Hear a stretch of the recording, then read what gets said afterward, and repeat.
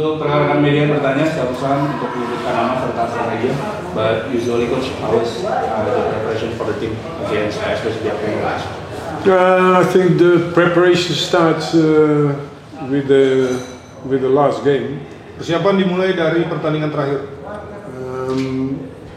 You could see that the last 2 years before, Bisa lihat 2 tahun terakhir, we also didn't have a good start of the competition. kita nggak punya start yang baik di kompetisi. I think the first year I was coach here, we had 11 points. Tahun pertama dia melatih di sini, poinnya cuma In the 11 first 8 games. di 8 pertandingan pertama. And the second, after 8 games, we only had 8 points. Tahun kedua kita juga kurang lebih segitu.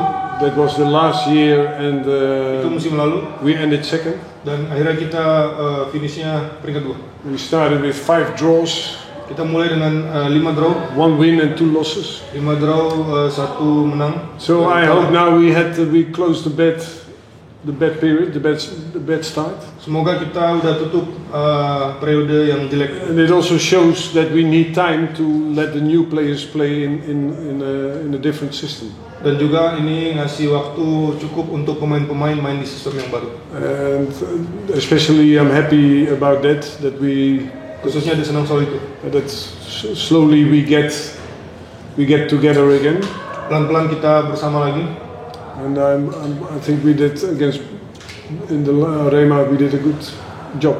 Jadi lawan Arema kita ngelakuin pekerjaan yang baik. Ya, untuk persiapan kami sudah berpersiapan selama beberapa hari ini, di mana kami juga mengevaluasi apa yang terjadi lawan Arema. Kami di pihak kami siap untuk mendapatkan 3 poin. Terima kasih. Okay, coach, 2 questions for you.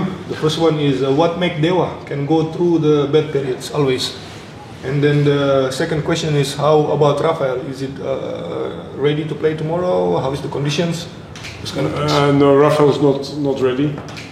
Rafael belum siap. He's fit but not ready to play. Dia fit tapi dia belum siap main. And if you compare especially the last line compare from last year to this year, we have of course Brian played sometimes. Kalau kita bandingin musim lalu lini terakhir, But we normally had Reva and Alta on the left back's position. kita ada Brian musim lalu dan We had sekarang juga ada Nico. Reva, Alta. We had Nico under 23 on the right side Ada Nico di kanan, 23, and Risto Angelo in the center. Risto Angelo di tengah. And always we could bring in Brian without any problems. Selalu kita bisa masukin Brian, gak ada masalah. Also last year he did good, but Musim lalu juga dia lakuin baik. and so it needs time if you play possession-based football. Jadi akan butuh waktu kalau kita tuh mainnya position based. And then the first ball is in the last line. Karena apa? Bola pertama itu selalu di lini So belakang. then it needs in the whole cooperation needs to get automatic patterns. It needs time. Jadi butuh kooperasi supaya bisa ada otomatis. And I think we struggled a little bit with the under 23 Kita agak kesulitan soal pemain U23 because our strength is beside now in the last line, but also in the middle and the offense, creativity and deciding games. Kekuatan kita adalah di tengah, ke depan, kreativitas yang menjadi penentu arah pertandingan. And now Rija is coming from Borneo and he did very good, I think. Rizar pertandingan terakhir datang dari Borneo, main bagus lah. But I'm especially happy with the development of the last line in the whole composition. Jadi intinya dia senangnya di lini terakhir, dia suka lini belakang. Bagaimana komposisi? Ya, kalau untuk saya tidak ada masalah ya antara lokal dengan asing. Ya, bagaimana untuk saya bermain, saya selalu fokus untuk latihan dan saya kembalikan ke pelatih. Kalau pelatih mau mainkan saya siap. Okay, coach, 2 questions again. The first one, last season you played in Bogor, and it looked like it bring luck because Dewa have some good memories there. How about the new stadium? And the second question is, how do you see the team BS Biak this season compared to last season? About the first question, we're now in the training facilities. I think the standard is very high. It's very professional. Kita ada training facility standar tinggi, But profesional.